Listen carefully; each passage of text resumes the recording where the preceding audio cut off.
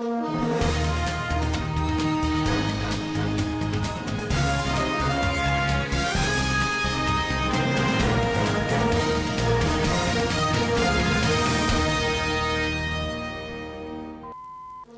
is no cost for alarm, National Security Advisor assured. National Agency for Science and Engineering Infrastructure seeks collaboration to revive greeneries in the country. Rail transport revenue rises to 2.93 trillion naira in 6 months. On business news, dollar scarcity hits Peru to change operators on international news. Former Brazilian President Lula won the presidential election of the country. And on sports, Lukaku became more injured after 2 months of treatment. Hello and welcome to SVTV Newsroom. I'm Muhammadu. Against the backdrop of recent security advisories by the United States and the United Kingdom, the National Security Advisor Babagana Munguno has assured Nigerians that there is no cause for alarm. The NSA, who said the situation is under control, described as false and irresponsible the perception of heightened insecurity in Abuja as painted by the UK and the US. For more, our correspondent Jamila Ibrahim has the report. The National Security Advisor made the disclosure on Monday at a briefing after a Security Council meeting presided over by President Muhammadu Buhari at the State House. He insisted that the alert was for American and British citizens and that the way it was released complicated the situation. The alert, he underscored, was simply an unnecessary distraction and nothing untoward so far. The National Security Advisor advised Nigerians to go about their daily activities without fear, saying that the security agencies are in control and that the country is safe. Also speaking at the press briefing, the Chief of Defense Staff, General Loki Irabo, assured Nigerians that there was no cause for alarm and advised Nigerians to remain confident in the ability of security agencies to maintain law and order. Jamila Ibrahim Dosara reporting for SVTV News. President Muhammadu Buhari has tasked men and officers of the Nigerian police to use the current security threat to review their strategy in protecting the people. He said that their preparedness would also indicate their capacity to ensure a free and fair election in 2023. President Buhari spoke on Monday during the opening ceremony of the police conference and retreat in Owerri, the Imo State capital. Our correspondent Alamin Ibrahim has more on the story. He called on the police to remain apolitical as the country prepares for the general election. The president acknowledged that a lot have been invested into the election and nothing should be allowed to truncate it. He noted that the police will play a lead agency in the success of the election.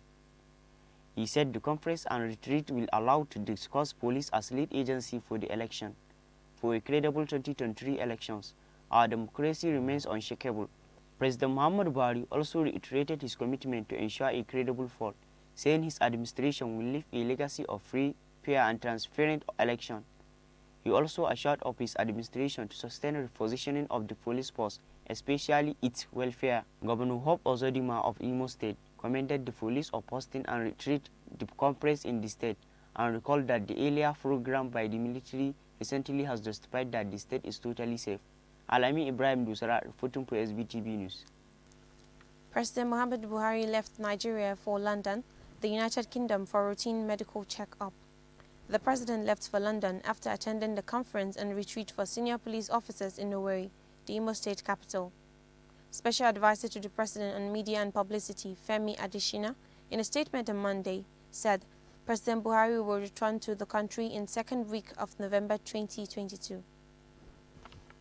The National Agency for Science and Engineering Infrastructure has called for the revival of collapsed greeneries, particularly those in Gusau, Funtua, Zaria and Sokoto.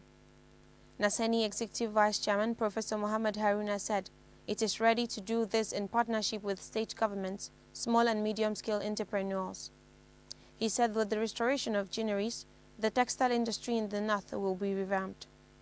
According to him, it is time Nigeria stopped the importation of garment making and tailoring experts from the United Arab Emirates, Senegal, Mauritania and Côte d'Ivoire. Professor Haruna spoke of the new initiative in Daura, Katsina State, at the opening ceremony of skill development training and empowerment of 100 youths in modern methods of tailoring and fashion design. The European Union has kicked off its campaign to promote the partnership between the continents for socio-economic and political development in the beneficiary countries. The program, the biggest undertaking by the EU outside its borders, seeks to borrow the best examples among the beneficiaries of EU-funded programs and leverage on the influence of celebrities to provide a multiplier effect. The Africa-EU campaign tagged We See Africa runs simultaneously in Nigeria, Cameroon, Congo, Tanzania and Zimbabwe, and builds on the resounding success of a previous one conducted across 7 other countries from 2020 to 2021. It is targeting young Nigerians between the ages of 18 to 35 who are active in the digital space. Speaking on the essence of the campaign, the EU ambassador to Nigeria and ECOWAS, Ms. Samuela Isopi, stated they will work with national influencers to express their shared values and aspirations. They will also showcase local success stories generated by partnership and connect with a new audience of young Africans, leveraging the pop culture. The Independent Petroleum Marketers Association of Nigeria, on Monday, threatened to withdraw its service over incessant increment on the price of the premium motor spirit. The marketers, in a statement, blamed private depots for the hike in price. According to them, they were buying from depots at 185 naira per litre, noting that after adding other expenses, the price will increase to 200 naira per litre. The marketers regretted that even at 200 naira per litre, their businesses could not thrive considering the high cost of diesel to power the station and the exploitation from private tank depot owners and Nipeng. They implored the federal government to revive all NNPC depots within the eastern zone to enable them get the premium motor spirit at a regulated price. They also sought the intervention of the Nigerian Labour Congress in appealing to Nipeng to reduce the loading fee. Rail transport revenue grew from 2.07 trillion naira to 2.93 trillion naira in the first 6 months of this year. Data from the National Bureau of Statistics, rail transportation data for the second quarter of this year, showed that the 2.93 trillion naira revenue generated in the review period comprises 2.7 trillion naira generated from passengers, 157.76 million naira generated from goods, and 107.64 million naira from other income receipts. However, the data showed that revenue generated from passengers in second quarter 2022 fell year-on-year from 1.08 trillion naira to 598.73 million naira. The NBS said the rail transportation statistic in first quarter 2022 revealed that 953 and 99 passengers traveled via train relative to 424,460 reported in the corresponding quarter of 2021, representing a growth rate of 124.54%. Now in business news.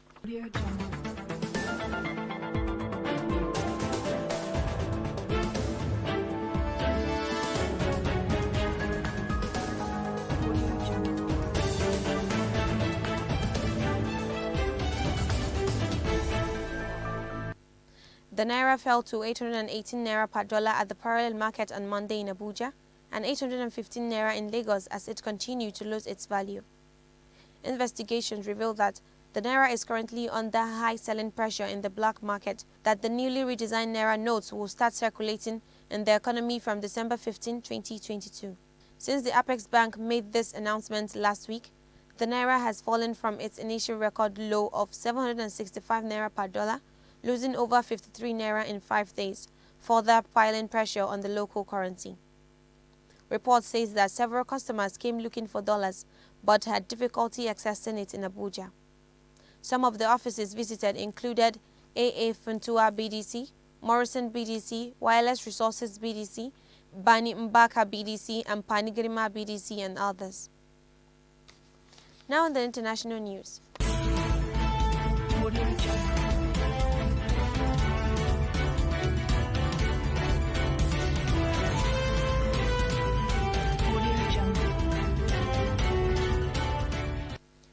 The former president of Brazil, Luiz Inácio Lula da Silva, won the second round of the presidential election, defeating the incumbent president Jair Bolsonaro, who wanted to get a second term. Mr. Lula won the election with 50.83% of all the votes cast, while Bolsonaro got 49.17% of the votes after 99% of all votes were counted. The new president will be sworn in on January 1, 2023. Still on the international news, President Muhammadu Buhari on Monday expressed heartfelt condolences to the government and people of India following reports that at least 151 people have died after a British-era bridge in Gujarat's Morbi collapsed on Sunday evening. Apart from those that died, 177 of the 500 have been saved and teams are searching for several others who are still missing. The President, on behalf of the government and people of Nigeria, expressed his profound sorrow and sincere sympathy to the Prime Minister, families of the deceased and the people of India following the tragic incident. He prayed for recovery of all the persons who suffered injuries. And now in sports news.